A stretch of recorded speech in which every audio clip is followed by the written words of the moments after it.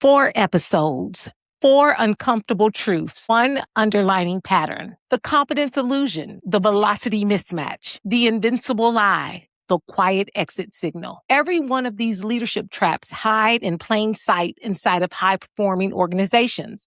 And every one is reversible the moment a leader decides to look directly at it instead of looking away. But here is the uncomfortable question. What if the greatest risk inside your organization is not your strategy, your competition, or your workforce? What if the greatest risk is your leadership behavior no one is safe enough to confront? Because organizations rarely collapse under one dramatic leadership failure. They weaken under patterns, a decision that goes unchallenged, a pace that people can no longer sustain. A performer is praised while quietly burning out. A trusted employee stops being open and walks away. And by the time the leadership team recognizes what has happened, the damage has already become expensive. Today, we're bringing the entire Reckoning series together, not so you can admire the insights, so you can decide what you're going to do with them. The most dangerous leadership risk is the one being rewarded while it quietly damages the organization. Stay with me because before this episode ends, I'm going to give you one question that may reveal whether your organization is course correcting or simply operating on borrowed time. Welcome to Lena Speaks, the podcast where we talk about leadership, workplace culture, organizational risk, and human patterns affecting performance long before they appear on a dashboard. I'm Lena Morris, founder and CEO of Authentic Encounters. I work with CEOs, executive teams, boards, and senior leaders to identify hidden leadership and culture risks, strengthen executive alignment, rebuild trust, and move organizations from training to measurable transformation. Here, we don't ask, what program should we offer? We ask, what leadership risk is this organization tolerating, and what is that tolerance costing? Before we go further, like this video, share it with another leader, and subscribe to Authentic Encounters YouTube channel. If you are responsible for people, culture, strategy, performance, or organizational transformation, this conversation is for you. The Reckoning series is a 4-part leadership conversation examining the gap between how executives believe they are leading and how their organizations actually experience that leadership. Over the last few weeks, we've explored competence without self-awareness, speed without trust, performance without sustainability, and silence before resignation. Why does this matter right now? Because many organizations are attempting to solve leadership problems with operational solutions. They add another survey, another initiative, another leadership program. They add another communication campaign, but the fundamental leadership pattern remains untouched. And here is where I may challenge some of these people. Your organization may not have an engagement problem.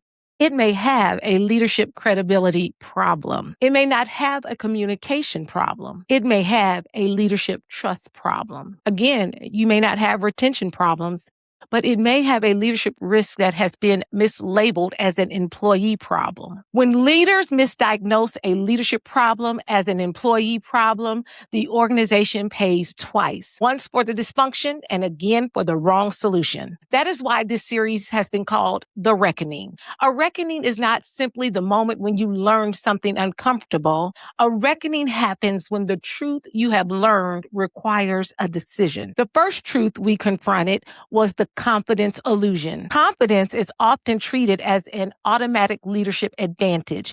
We reward the person who speaks quickly, decides quickly, commands the room, protects certainty, and appears unshaken. But confidence without awareness can become organizational risk. A leader can sound certain and still be wrong. They can appear to be decisive while making it increasingly unsafe for others to challenge the decision. A leader can dominate every conversation and then wonder why no one else is contributing. The problem isn't competence itself. The risk emerges when competence becomes a substitute for curiosity, when the executive's certainty becomes more important than the organization's reality, when the room learns that agreement is rewarded and thoughtful challenge is punished. And sometimes the punishment is not dramatic. No one gets fired. No one is publicly embarrassed. People simply learn to stop bringing the leader information that may be difficult to hear. And that is where confidence becomes dangerous. Not because the leader lacks intelligence, but because the leader's presence begins to filter the truth before it reaches him. The room does not become honest simply because the leader says, "My door is always open." The room becomes honest when people survive walking through it with the truth. That is a leadership risk because executives cannot make informed decisions using information their culture has trained people to withhold. So the question is not, am I a competent leader? The more revealing question is, what happens to people when they disagree with me? Do they become more engaged? Do they become more cautious? Do they soften the truth? Or do they disappear altogether from the conversation? That response tells you more about your leadership impact than your intentions ever will. The second truth was the velocity mismatch. Speed is praised in nearly every organization. Move faster, decide faster, execute faster, respond faster, transform. But a leader's pace can become a liability when the organization does not have the trust, clarity, capacity, or infrastructure to sustain it. Some leaders believe their teams are resistant to change. But sometimes the team is not resistant to change. The team is trying to survive the leader's unmanaged velocity. Leaders can move so quickly that people stop understanding the priorities. Yesterday's emergencies become irrelevant because today has produced a new one. Everything is important. Everything is urgent. Everything requires your immediate attention. The executive may experience that pace as momentum. The organization experiences it as instability. And here is the controversy. Constant urgency is not always evidence of high-performing culture. Sometimes it's evidence of a weak prioritization. Sometimes it is evidence that leaders are more addicted to movement than committed to a disciplined process, or that speed is being used to avoid the slower, more difficult work of alignment. Speed without alignment does not create transformation. It creates expensive confusion. I have seen this in the rooms I work in with the leaders I work with. The executive team may believe it has communicated direction very clearly, but when I ask leaders individually to describe the organization's priorities, I have 5 different answers. And that is not execution failure. That, my friend, is alignment risk. And the faster the organization moves, the more expensive the misalignment becomes because the wrong work is now being done and completed more efficiently. The question is not merely, are we moving quickly? It is, are we moving together? Because acceleration magnifies whatever already exists. If clarity exists, speed creates momentum. If confusion exists, speed multiplies confusion. If trust exists, the team can adjust. If trust is missing, people protect themselves. And if executive alignment is weak, the organization will eventually feel every fracture at the top. This week, I have also been reflecting on the leadership development work I have the privilege of doing with leaders through programs such as the Leading Age VIP Leadership Program. I recently spent time with leaders exploring resilience and hardiness, the ability to remain committed, exercise appropriate control, and respond constructively to challenge and change.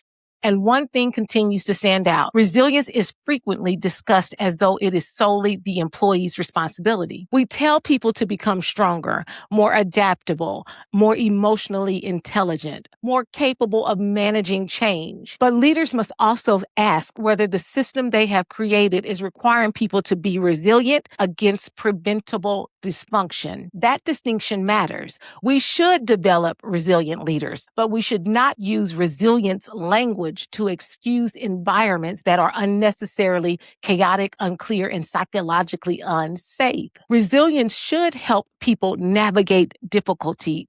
It should never become permission for leaders to keep creating avoidable harm. As leadership risk advisors, this is part of the work we help organizations examine. Where is resilience truly needed? Where is leadership capacity underdeveloped? And where has dysfunction become so normalized that the organization is now asking its best people to adapt to what leadership should be correcting? Those are not comfortable questions, but those questions can protect your people, your performance, and your reputation. The third truth was the invincible lie. This is the belief that the strongest, most dependable, most productive people in the organization can continue carrying more because they have always carried more. They deliver under pressure. They step in when others fall short. They answer late night messages. They fix almost all the broken processes. They hold the institutional knowledge. They rescue the deadline. And because they keep succeeding, leadership assumes they are fine. But high performance can conceal high risk. Some of your most capable people are not thriving. They are functioning, and there is a difference. They may still be producing results while becoming emotionally detached from the work. They may still attend every meeting while privately questioning whether the organization deserves their best thinking. They may still appear composed while quietly deciding how much longer they're willing to live this way. This is where many leaders make a dangerous mistake. They believe visible performance is proof of internal sustainability. It is not. A leader who can feel effective in crisis will eventually make crisis part of the culture. We've said that before. And an organization that continually rewards rescue behavior may unknowingly create the very conditions that require rescuing. When the same people are always carrying the load, leadership must ask, are we witnessing commitment, or are we witnessing an unhealthy system being held together by a few exceptionally responsible people? Because your best people can become your greatest hidden risk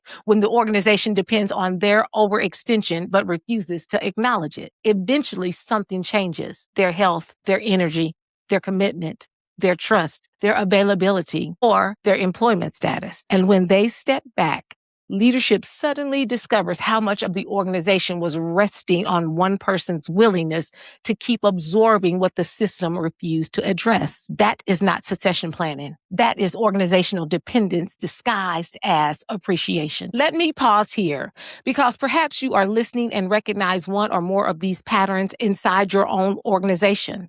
You may be dealing with executive misalignment, leadership behaviors that no one has confronted, high performers who appear engaged but are becoming exhausted, teams that comply in meetings but resist afterwards, a culture survey that revealed symptoms without identifying the real source, or senior leaders who needed development that goes beyond another generic workshop. This is the work of Authentic Encounters. We serve as executive culture and leadership risk advisors to CEOs, boards, senior leaders, and organizations that are ready to identify human risk affecting trust, decision-making, accountability, retention, and performance. We do not begin by selling your team another training program. We do begin by asking better questions. What is happening beneath the present problem? What leadership patterns are shaping the culture? Where is trust breaking down? Where are decisions becoming delayed, distorted, or disconnected? And what will happen if the organization continues operating this way? From executive coaching and leadership alignment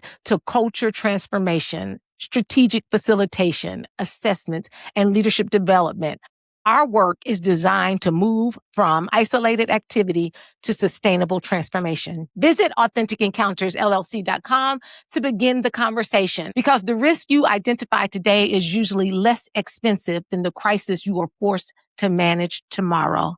Now let's return to the final truth. The fourth truth we explored was the quiet exit signal. Organizations often believe that the employee's exit begins with the resignation letter. It does not. The resignation letter is usually the final piece of documentation.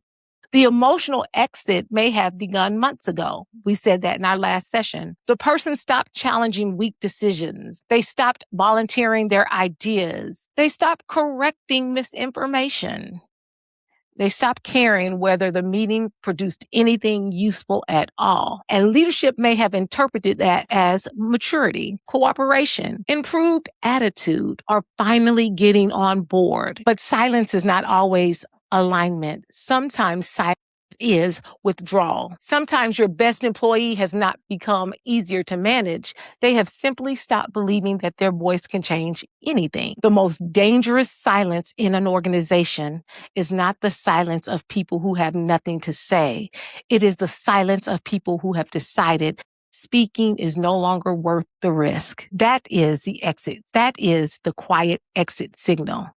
And by the time leaders notice it, the employee may have already been emotionally gone. Here's another uncomfortable truth. People do not always leave because they dislike the work. They leave because continuing to care inside that organization has become too expensive. They leave after repeated conversations produce no meaning for change. They leave after watching accountability applied inconsistently. They leave after being asked for honest feedback, then experiencing consequences for providing it.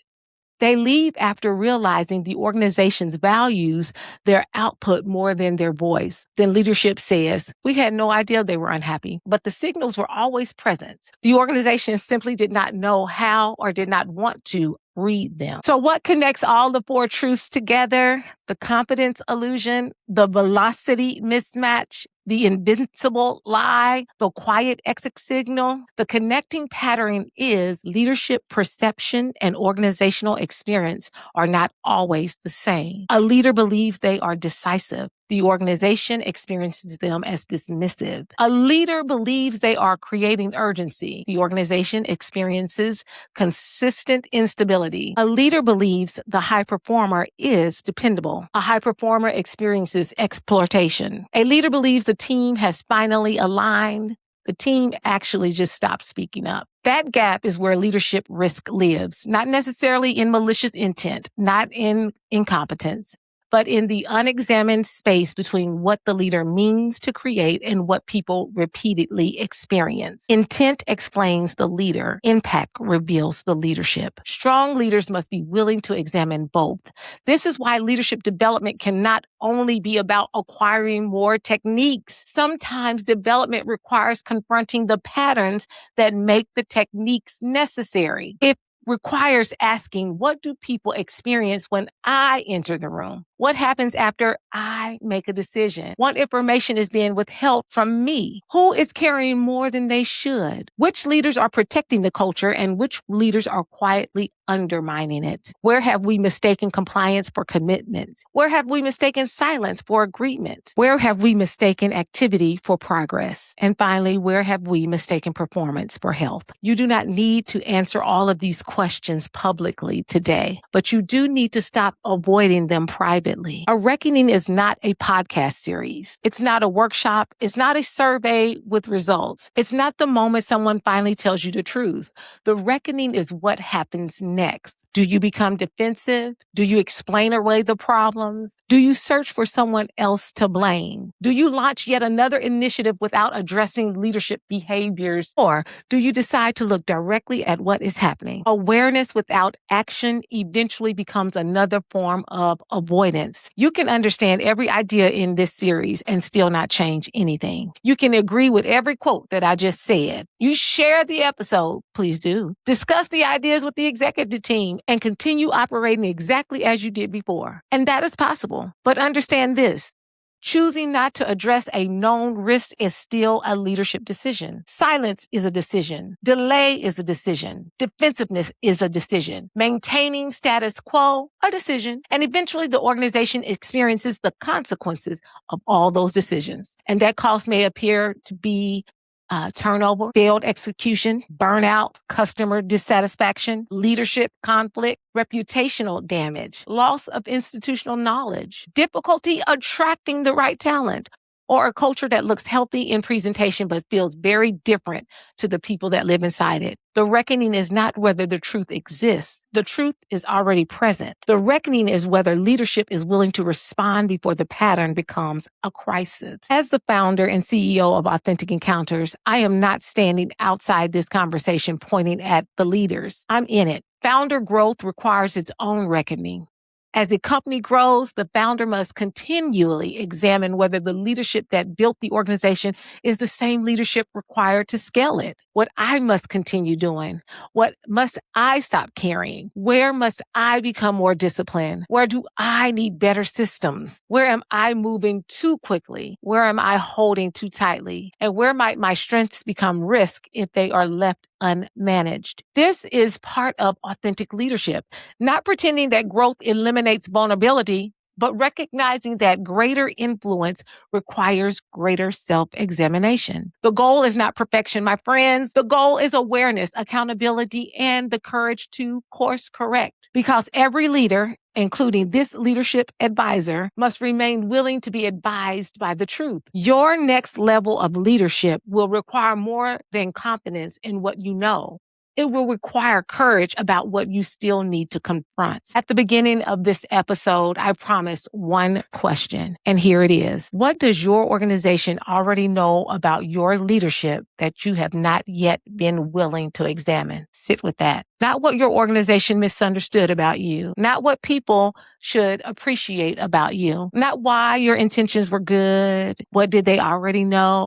Perhaps they know you move too quickly to hear concerns. Perhaps they know certain leaders are never held accountable. They know your open door policy closes the moment the feedback becomes uncomfortable. Perhaps they know the organization relies too heavily on just a few people. And maybe they know the executive team is not truly aligned. And perhaps they know that speaking honestly has consequences. Or perhaps they know something entirely different. That answer is not an attack on your leadership. It is an invitation to strengthen it, but only if you are willing to receive it. If this series has revealed that you need space to pause, think, and reset before moving into the next season, I want to personally invite you into one of my final summer reset rooms. They are live virtual sessions on Zoom. They are not webinars where you sit and someone talks to you. They are intentionally designed spaces to help you step out of the noise, examine what is no longer working, and make the more deliberate decision about what comes next. The Leadership Room meets Tuesday, August 4th from 12:05 to 12:55 Eastern Standard. This room is for leaders, executives, founders, and professionals who need to reassess how they are leading, what they are carrying, and what must change before entering the next season. Then we have the Relationship Reset Room. It meets Thursday, August 6th. From 7:30 to 8:20 p.m. Eastern. This room is for people who need to examine a relationship pattern, restore clarity, strengthen boundaries, or decide what healthier connection needs to look like. You do not need more noise. You do not need another motivational speech. And you may not need more advice. You need a room, good people. Visit the link in the description or go to AuthenticEncountersLLC.com.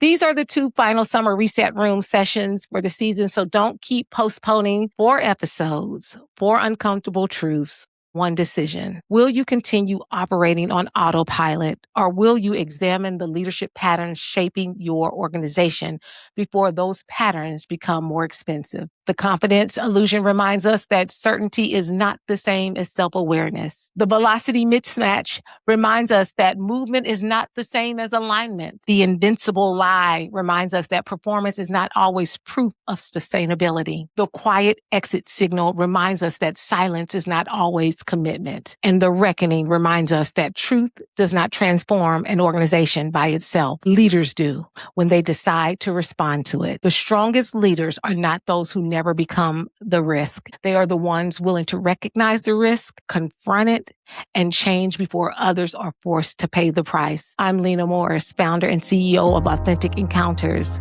Thank you for joining me for Lena Speaks, the podcast, and for walking with me through the Reckoning series. Tell me in the comments, which of the 4 leadership truths challenged you the most? The confidence illusion, the velocity mismatch, the invincible lie, or the quiet exit signal? Your answer may help another leader recognize what they have been avoiding. Like this video, share it with the CEO, executive, board member, founder, or senior leader who needs this conversation.